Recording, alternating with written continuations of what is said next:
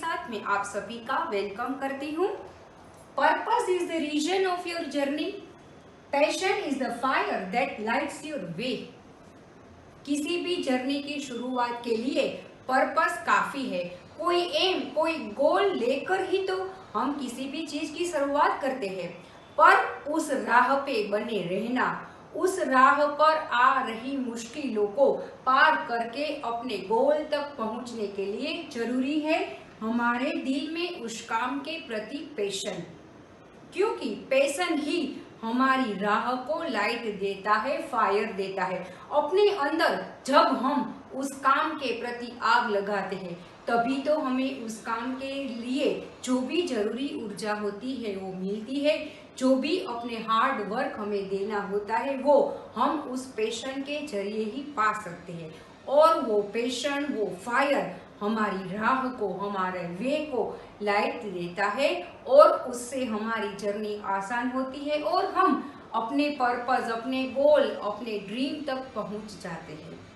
Shiv academy की channel पर अब तक 101 वीडियोस अपलोड हो चुके हैं।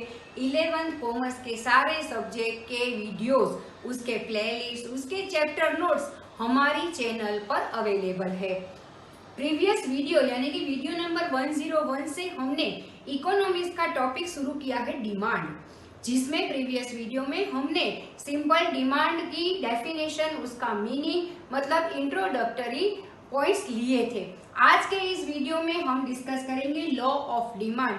डिमांड का लॉ मतलब डिमांड की जो थियरी होती है वो क्या होती है उसको हम समझेंगे। जैसे कि हमने प्रीवियस वीडियो में समझा कि हमारी किसी भी चीज परचेज करने की, किसी भी कमोडिटी परचेज करने की डिजायर होती है, उस डिजायर जब वांट में बदलती है और उसके लिए हम जब कोई भी अमाउंट परचेज के लिए स्पेंड करने के लिए तैयार होते हैं, अपनी विलिंगनेस बताते हैं, तभी वो हमारी डिजायर डिमांड में कन्वर्ट होती है। आज हम समझते हैं लॉ ऑफ डिमांड क्या होता है। Meaning, other things being equal, quantity demanded of a commodity is inversely related to the price of the commodity. Other things being equal वो assumptions होते हैं, वो हम इसके बाद समझते हैं। अभी हम इतना ही समझते हैं कि कोई भी commodity की प्राइस जब बढ़ती है तब उसकी डिमांड घटती है और उसकी प्राइस घटती है तब उसकी डिमांड बढ़ती है, यानी कि यहाँ पे इनवर्स रिलेशनशिप होती है। अकॉर्डिंग टू मार्शल, हम सबको पता है Marshall is well known economist, उसके मुताबिक क्या है ये law of demand. Law of demand states that amount demanded increases with a fall in price. Price में जब फॉल होता है तो जो भी डिमांड होती है वो इंक्रीज होती है, and diminishes when price increase, और जब प्राइस इंक्रीज होती है तब डिमांड डिमिनिश होती है। यह उसको हम एक एक्सप्लेनेशन बॉक्स से भी एक्सप्लेन कर सकते हैं। यहाँ पे प्राइस दी गई है, यहाँ पे क्वांटिटी दी गई है। जब प्राइस इंक्रीज होती है तो क्वांटिटी डिमांडेड डिक्रीज होती है और जब प्राइस डिक्रीज होती है तब क्वांटिटी डिमांडेड इंक्रीज होती है। लॉ ऑफ डिमांड को समझने से पहले हमें यहाँ पे कुछ एजम्पशन लेने होते हैं, तभी हम इस थियरी को, इस प्रिंसिपल को अच्छी तरह से समझते हैं। Conditions under which any law operates, ये एजम्पशंस क्या होते हैं। यहाँ पे कुछ कंडीशन होती है जिसके द्वारा ही किसी भी थियरी, किसी भी लॉ को हम ऑपरेट कर सकते हैं। जैसे हमने पहले कहा अदर थिंग्स बीइंग इक्वल, मतलब बाकी की सारी चीजें यथावत है, एज इट इज है, उसमें कोई बदलाव नहीं है। If the given variable depends upon many factors, then to study effects of only one factor, other factors are assumed to be constant. जब किसी भी चीज के रिलेटेड हम स्टडी करते हैं और उस चीज पर काफी सारे फैक्टर्स इफेक्ट कर रहे होते हैं, तब हम जो फैक्टर की स्टडी करते हैं उसके अलावा दूसरे फैक्टर्स कांस्टेंट है, ऐसे जब हम मान के चलते हैं तब हम उसे एजम्पशन कहते हैं। अदर थिंग्स बीइंग इक्वल ऐसा कहते हैं। यहाँ पे अभी हम डिमांड का स्टडी कर रहे होते हैं तो जनरली डिमांड के ऊपर कौन कौन से फैक्टर इफेक्ट करते हैं ये देखते हैं। Income of consumer, fashion, trend, natural situations, government policies, price of related good, उसमें कॉम्प्लीमेंट्री एंड सब्स्टिट्यूट गुड आती है, future price, taste and preference of the consumer, technology. इस तरह के काफी सारे फैक्टर्स ऐसे होते हैं जो डिमांड के ऊपर इफेक्ट करते हैं। अब हम जब ये लॉ ऑफ डिमांड स्टडी करते हैं तो वहां पे तो सिर्फ प्राइस की बात की गई है, तो अब ये सारे फैक्टर्स कांस्टेंट है, तभी हम लॉ ऑफ डिमांड को ऑपरेट कर सकते हैं। मतलब लॉ ऑफ डिमांड को समझने के लिए यहाँ पे हम ये एजम्पशन लेते हैं कि बाकी के सारे फैक्टर्स जो डिमांड के ऊपर अफेक्ट करते हैं वो एज इट इज है, वो कांस्टेंट है।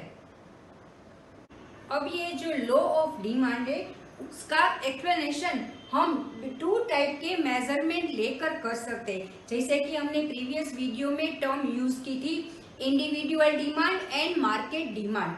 तो अब यही दोनों मेजरमेंट लेकर हम लॉ ऑफ डिमांड को एक्सप्लेन करेंगे। यहाँ पे हमने दिया है इंडिविजुअल डिमांड, यहाँ पे दिया है मार्केट डिमांड। इंडिविजुअल डिमांड में हम दो तरह के स्टडी करेंगे, demand schedule and demand curve. उसी तरह से मार्केट में भी demand schedule and demand curve. Demand schedule में हम टेबुलर प्रेजेंटेशन करेंगे कि कैसे प्राइस और डिमांड का रिलेशन होता है और उसको हम ग्राफिकली रिप्रेजेंट करेंगे। उसी तरह से मार्केट में जो मार्केट डिमांड शेड्यूल होता है उसमें हम टेबुलर प्रेजेंटेशन करेंगे और उसका ग्राफिकल प्रेजेंटेशन यहाँ पर डिमांड कर्व में करेंगे। इस तरह से हम individual demand and market demand से लॉ ऑफ डिमांड का स्टडी करेंगे। इंडिविजुअल डिमांड समझते हैं, उसका यहाँ पे शेड्यूल और कर्व दोनों बनाया गया है। Individual demand means demand of an individual, कोई भी एक इंडिविजुअल की डिमांड को हम इंडिविजुअल डिमांड कहते हैं। और यहाँ पे हमने उसका शेड्यूल बनाया कि जब प्राइस 1 रुपीज होती है तो यूनिट डिमांडेड 4 होता है, प्राइस 2 होता है तो यूनिट डिमांडेड 3 होता है। मतलब जैसे जैसे प्राइस बढ़ती जाती है ऐसे ऐसे क्वांटिटी डिमांडेड डिक्रीज होती है, यानी कि इनवर्स रिलेशनशिप होती है। और इसको ही हमने यहाँ पे ग्राफिकली रिप्रेजेंट किया है और इस तरह का हमको डिमांड इंडिविजुअल डिमांड का हमको मिलता है। अब समझते हैं मार्केट डिमांड। मार्केट में कोई एक कंज्यूमर तो होता नहीं है, सारे कंज्यूमर्स मिलाकर जो क्वांटिटी डिमांड करते हैं उसे हम मार्केट डिमांड कहते हैं। यहाँ पे एग्जांपल के तौर पर हमने एक टेबल ड्रॉ किया है जहाँ पे price, quantity demanded by A, quantity demanded by B और उन दोनों की क्वांटिटी मिलाकर जो क्वांटिटी ऑब्टेन होती है वो हमने मार्केट डिमांड के तौर पर ली है।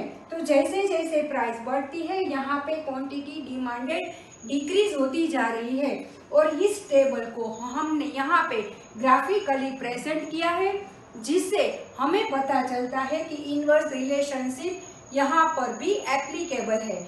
मतलब लॉ ऑफ डिमांड हमें ये कहता है कि जैसे जैसे प्राइस बढ़ती है वैसे वैसे क्वांटिटी डिमांडेड घटती है और जैसे जैसे प्राइस घटती है वैसे वैसे क्वांटिटी डिमांडेड बढ़ती है, पर उस एजम्पशन को ध्यान में रखते हुए कि अदर थिंग्स बीइंग इक्वल।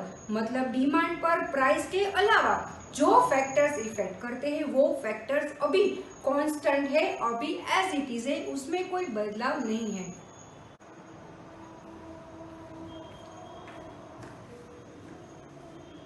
तो आज के इस वीडियो में हमने लॉ ऑफ डिमांड का टॉपिक स्टार्ट किया, जिसमें लॉ ऑफ डिमांड का मीनिंग, इंडिविजुअल डिमांड उसका schedule and curve, market demand उसका भी शेड्यूल एंड कर्व और उसके जो भी एजम्पशन होते हैं वो हमने समझे।